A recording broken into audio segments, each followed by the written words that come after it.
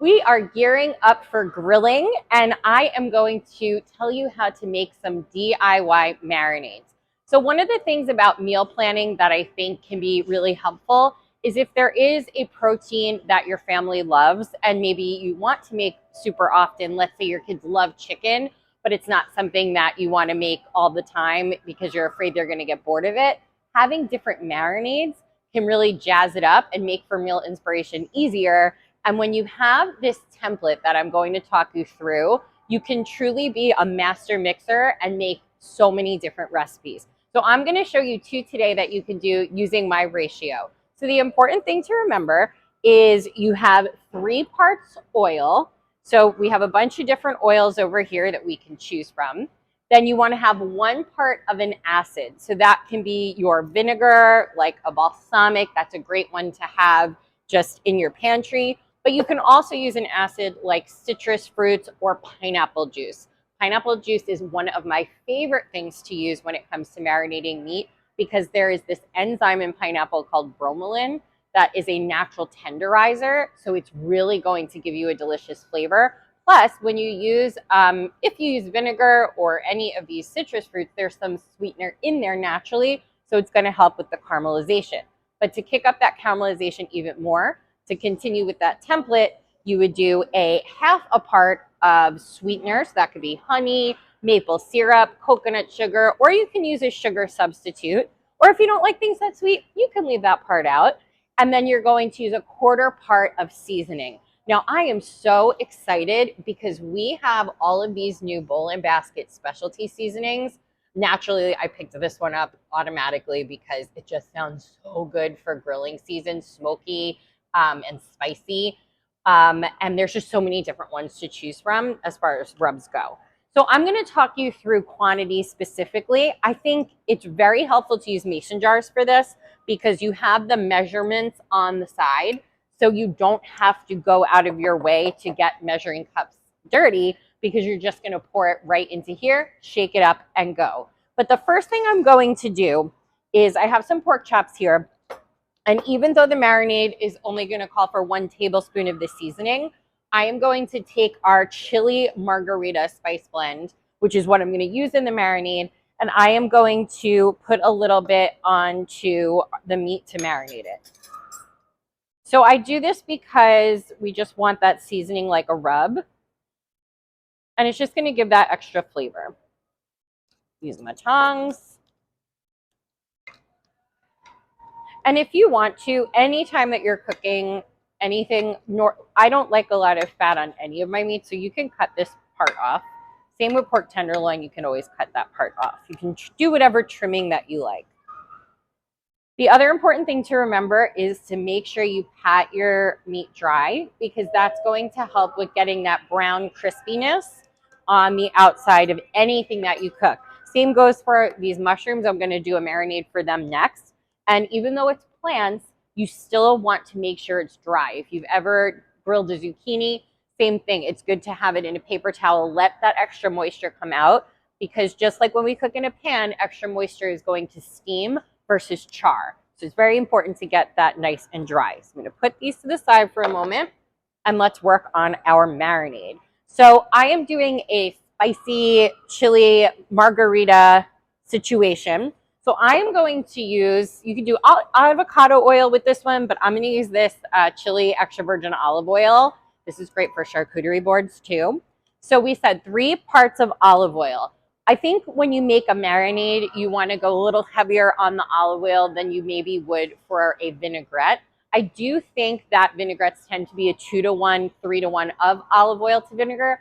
Personally, I like vinaigrettes a little bit more acidic, so I tend to kind of make my own ratio, but to feel comfortable, it's all good. Do what you need. Now we're making a lot, but again, you're making your own marinade here, so it's okay to have quite a bit. So we're doing 3/4 of a cup of the chili oil, and then we need a 1/4 cup of our vinegar or our acid. So I am going to squeeze our lime juice into here. I'm going to do 2. Hopefully that'll be enough. But what you can also do is split the amount with 2 different ingredients.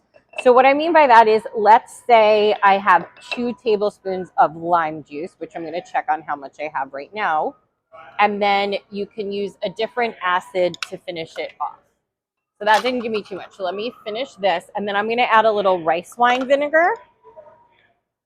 And again, let's say you didn't buy enough of something. Don't feel like you have to toss the whole recipe idea out the window. You can always be your own cook and you can improvise. With something like a marinade, that's why it's nice to have these simple templates, because it gives you that opportunity to really DIY it for yourself. That one was a little bit more juicy.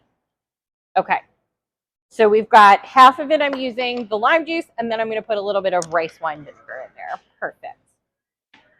So now we've got our sweetener. So I'm going to do a little bit of maple syrup because, again, I'm kind of thinking margarita-esque for this marinade. And you could use an agave syrup. That would really kind of drive home if you wanted to go the margarita route.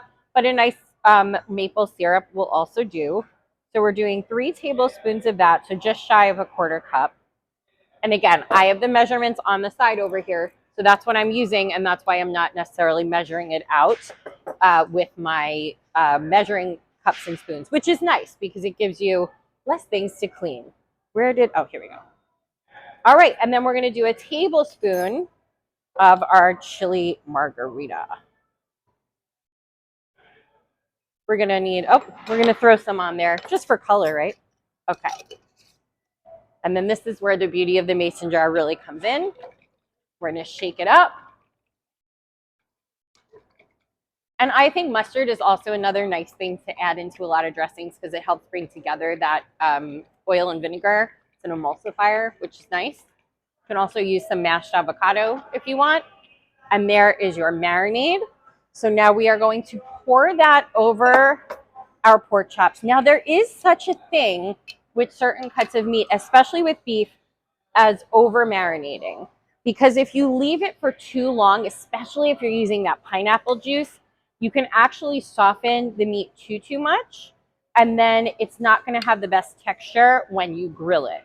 So I think 2-ish hours is always a really good amount of time if you want to marinate a meat that you're going to put on the grill.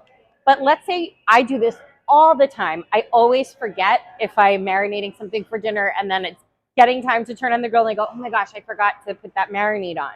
You can do a really quick marinade by taking a Ziploc bag and then really just rubbing and massaging the marinade into whatever meat so that it kind of takes the place of it sitting in the refrigerator for those couple of hours to get the flavors infused.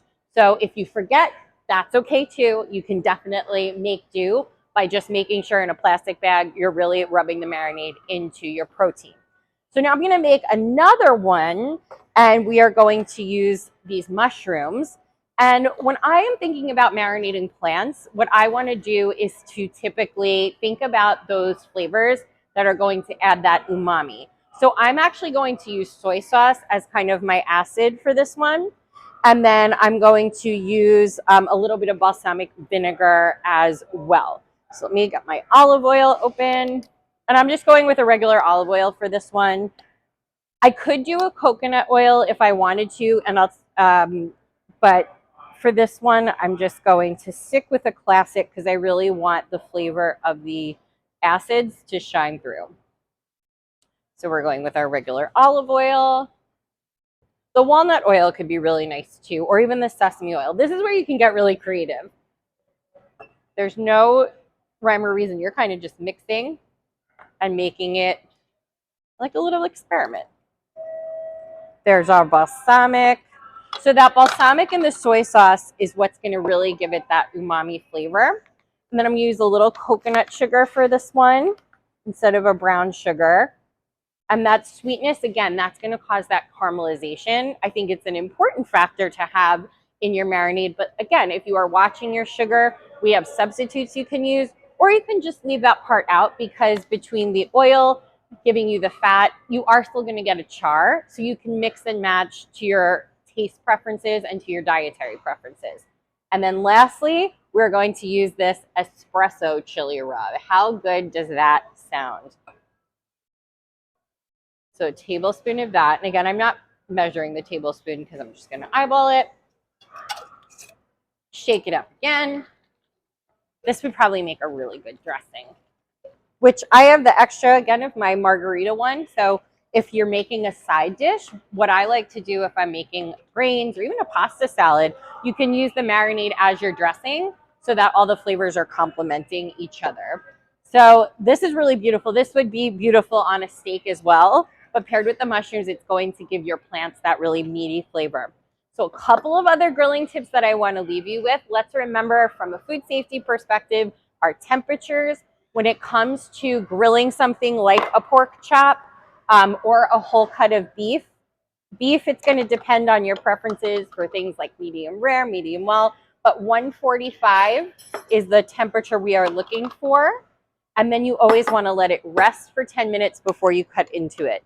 For your ground beef, and your burgers, 160. And for your poultry, your turkey burgers, your chicken burgers, 165. Remember to let it rest. If you've watched any of my videos on Instagram or on Facebook, you always want to let that meat rest because it's important to get those juices back in, and it will be a delicious grilling season. So you have all of these wonderful opportunities to be your own cook, to really make some delicious meals, and to get that meal inspiration going. Make sure to follow us for more tips